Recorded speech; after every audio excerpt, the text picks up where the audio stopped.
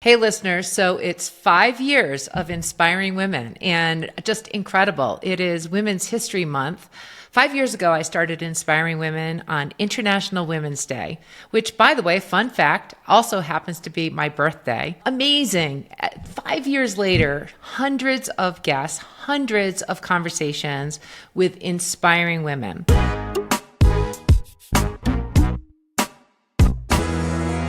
Why am I doing this? Because when women lead, we have a more just and equitable society, and we need more women in leadership. Inspiring women is my opportunity, my chance, my voice to support and lift up the voices of incredible women to help you, to help others on their path to leadership. And so 5 years in, I wanted to actually reflect on some of the conversations that I've had. I have learned from every single woman that I have spoken to. I have appreciated every one of you who has shared these episodes, who have amplified these voices, who have learned something to help and inspire other women on their paths to leadership. So thank you. Thank you for listening for 5 years of inspiring women. Thank you for supporting women moving into leadership. And so let's go to some of my favorite episodes and reflect back on what I've learned from them. Let me talk about one of my favorite episodes, and that is, of course, the Chelsea Clinton episode. This was such an honor to be able to speak with Chelsea Clinton. And she taught me many things. First of all, she is a very, very generous person. She is not confused about the power of her platform and where she sits at the intersection of leadership, power, voice. And one of the things that she was very clear on in our conversation was it is very important to use your platform to call out others when they can't. And so she speaks about people who are disadvantaged, who don't have the opportunity to speak out. That is particularly important to Chelsea Clinton.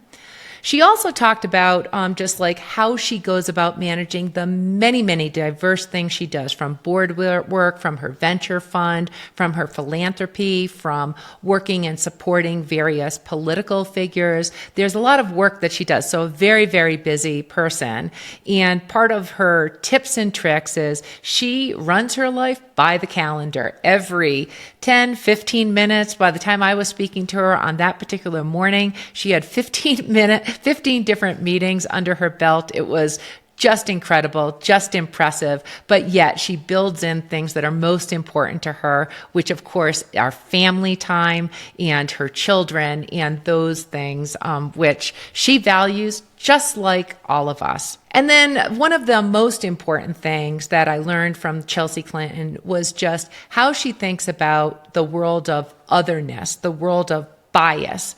And she is very clear that it is not the person who is feeling othered or having bias used against them that is the person that needs to defend and have voice. She is clear that it is the responsibility of those who have the power of voice to remove bias. And she was so firm in this point. I found it very inspiring. It was an unbelievable conversation. And fun fact, very personal conversation for me. My daughter, Chelsea Paga, is named after Chelsea Clinton.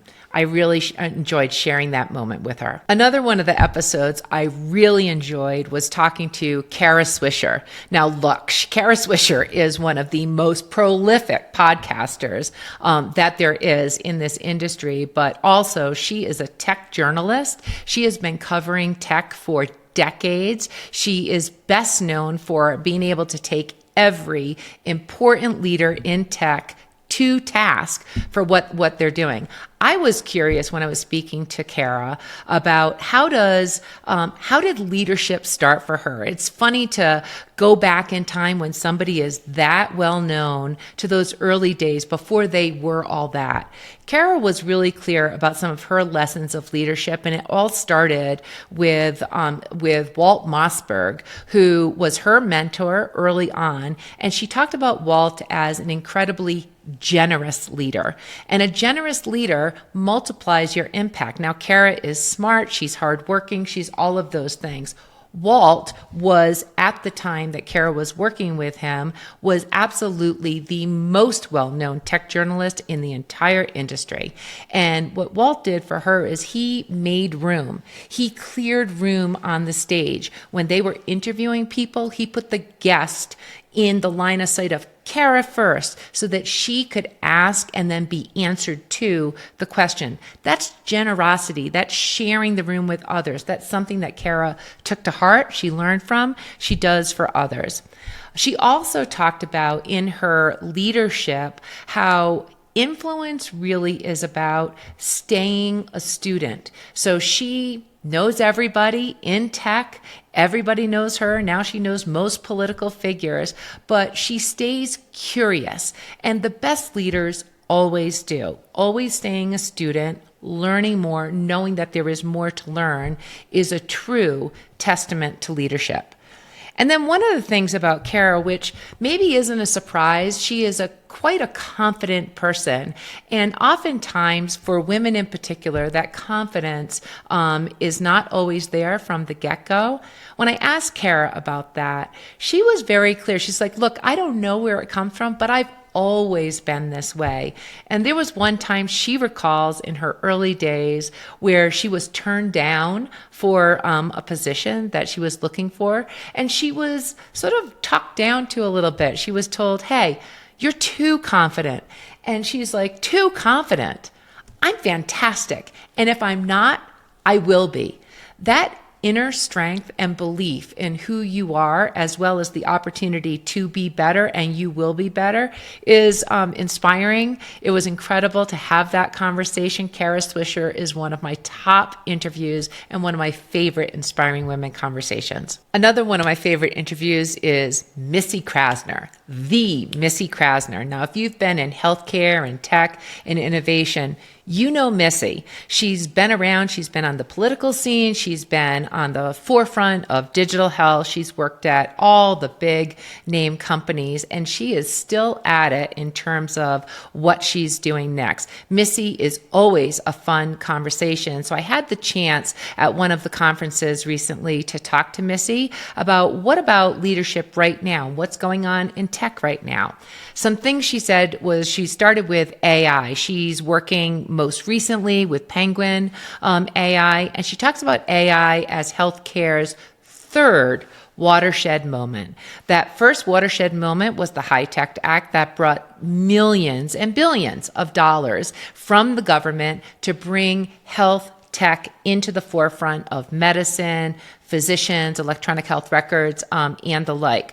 The second watershed moment, unfortunately, was COVID, our pandemic. That pandemic brought on an onslaught of digital health adoption that we all knew wanted to happen, but it took the pandemic to make that happen literally overnight. What Missy talks about in terms of today is AI, and she looks at AI as, sure, there's a lot of buzz, but make no mistake, in the world of health and care, this opportunity to take resources, huge amounts of waste out of our system and cost, it's not for the faint of heart. She looks at it as an enormous opportunity and really the third watershed moment. It was a very, very fun conversation. Another just like key thing, Missy's built a lot of companies.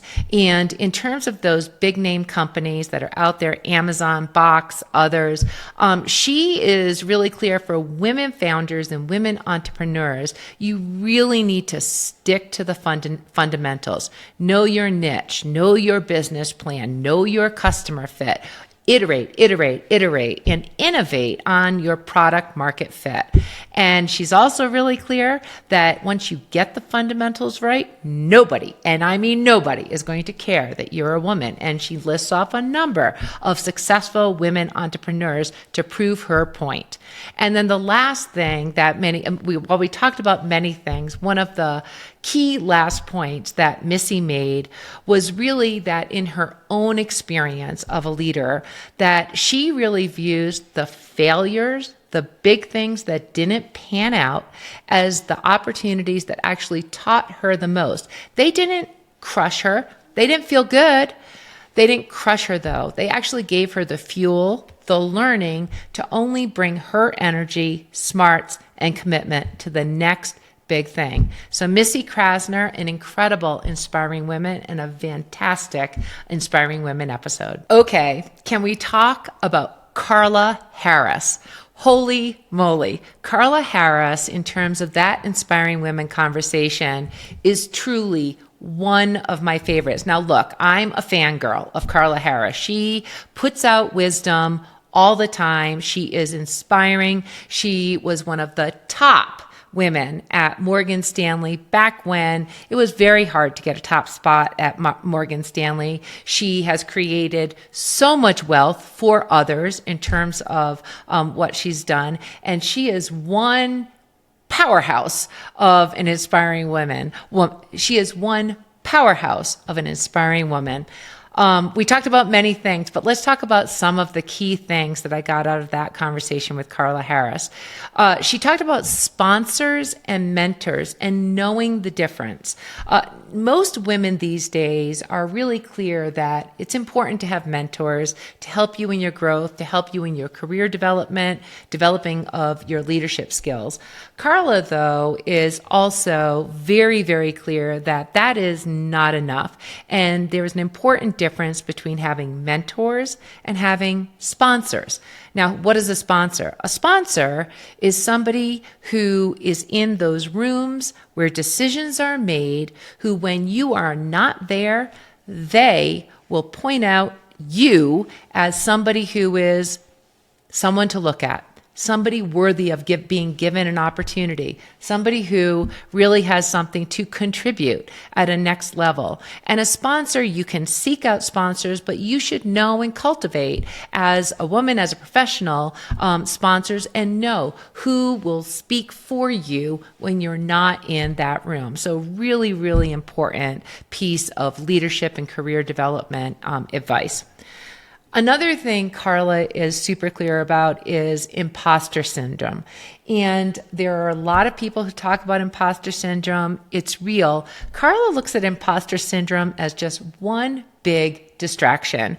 And for women in particular, it is true. You can get caught up in the voices and the inner voice of self-doubt. As far as Carla is concerned, she talks about, look, there is nobody who can survive 13 rounds of an interview.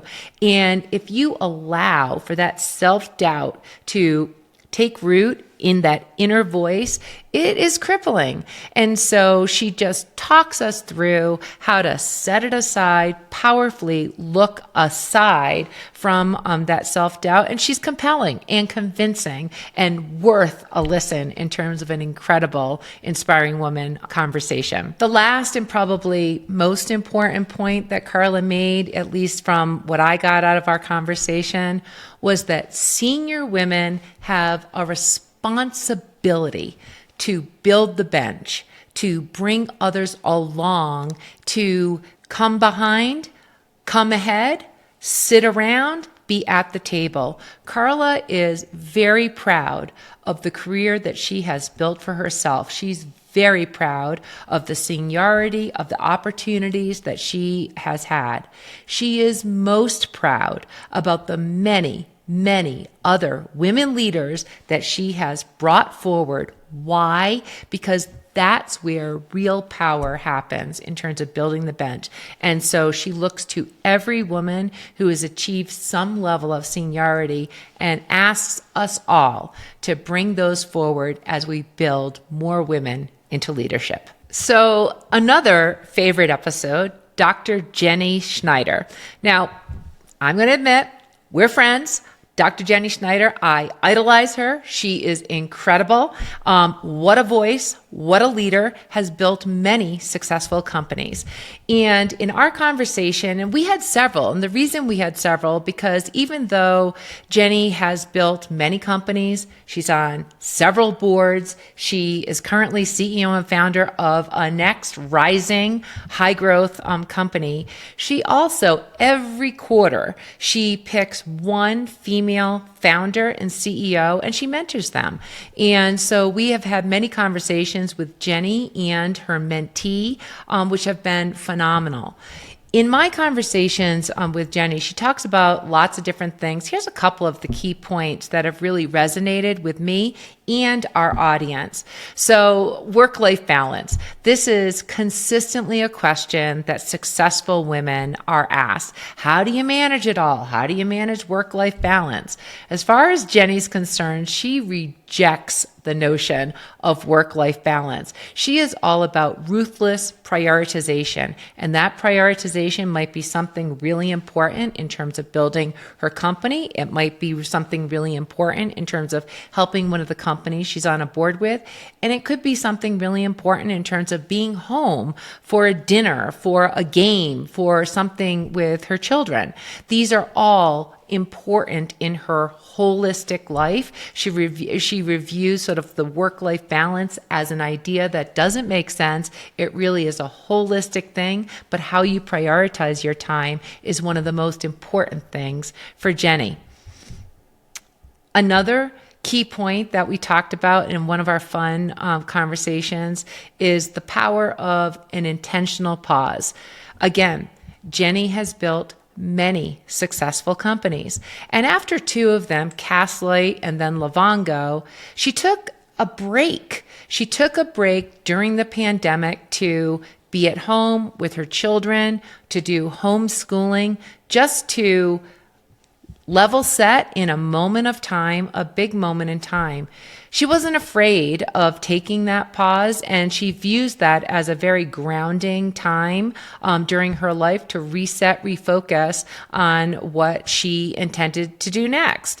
And what she advises to many other successful, busy women who might sometimes be thinking, oh, I've got to do the next thing. I've got to do the next thing. She is very clear that taking a pause so that you can put your energy and focus and your whole self into what is next is critically important. And I thought that was just fantastic advice for other aspiring women who are out there. One of the points, perhaps one of the most meaningful points that Jenny shared on our Inspiring Women conversations was talking about what makes for a great leader. And one of those things is a great leader is a great listener and a great observer of people, of dynamics, of people around your table, your leadership table, recognizing what voices are not there to help you as a leader with decision making. Are you getting the best advice? Are you getting complete information? Are you surrounding yourself with people who tell you just what you want to hear? For Jenny, it's very important to her to hear other voices, dissenting voices, to help her in terms of her decision making and what she chooses for where she's taking, whether it's her company, whether her board work, or just her work of helping others. Great conversation, Dr. Jenny Schneider, several inspiring women, and I hope you check them out. Okay, let's talk about one of my absolute favorite episodes. This woman, Joetta Clark Diggs. She goes by Joetta. How cool is that? And who is she? First of all, she is a four-time Olympian. And I met Joetta and I just reached out to her because I heard about her story and I was absolutely amazed. Joetta is an Olympian who hung up her cleats well over 20 years ago after being in 4 Olympics.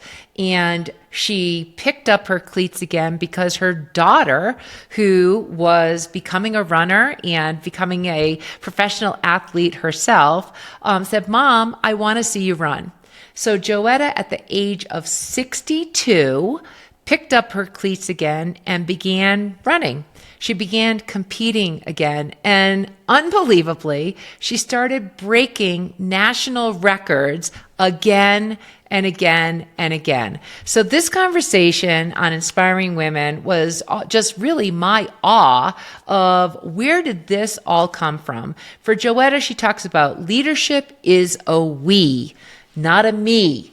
And what that meant to her is like, look, if you consider yourself a leader, that means you have people who are with you, who are following you. You're not a leader just because you're a voice of one, the loudest voice in the room. You need to bring people alongside you, with you, to really bring those leadership values forward. It was incredible to hear her. She had example after example after example, just absolutely amazing.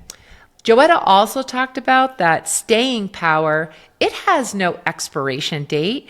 And even though she had stopped her running career after those 4 Olympics, she went on to do many other things. That professional experience as an athlete brought her into speaking engagements, went into building a company, went into building a brand business.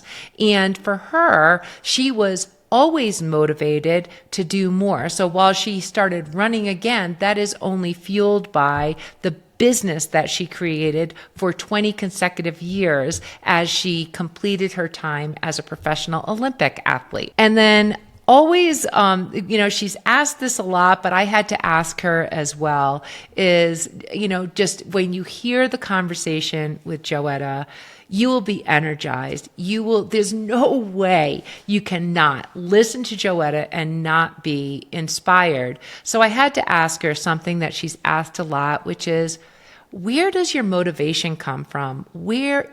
How do you stay so motivated? And Joetta's words are just simply, your why will always outlast your how. She's always been motivated. She's always been compelled to do something that's at the top of her game. This comes from inspiration from her father. This comes from inspiration from her family. And this comes from a just profound belief that she is put on this earth to do something of impact. Now, the reason I just thought that was so compelling was many people work very hard. It is my belief that all of us are here to do something of impact. Joetta was the full embodiment of what it looks like when you show up every day, believing that you can and doing something more every single day. So I hope you listen to the Joetta Inspiring Women episode. It truly is one of my favorites. And another favorite episode, I think they're all favorite episodes, but another of the favorite episodes is Kara Muniz. Kara Muniz is a product leader. She is somebody who builds the next thing in terms of innovative ideas and turning them into actual product designs, user interfaces, user experience. And for Kara, she has always been a very, very, very detailed person. So detail. And what she talks about in terms of the strengths of building the great next product is when strategy meets those details. So she obsesses over all of the different little things that need to be done: user interface, A/B testing, making sure that everything is just perfect from a user workflow perspective. But she's also really clear on what are the big objectives that we're trying to get done with building this product, selling it over here, or meeting this particular need of a health system or a payer, some of her customers. And it took her some time to develop those skills, because when you're mired down in the details, it's often hard to pick your head up and stay true to the strategy that you originally started out with. So I really appreciated Kara's approach to really outlining that for us and really talking about what great product design actually looks like. Now, in that episode with Kara, one of the interesting things is you can tell that she's a very, very thoughtful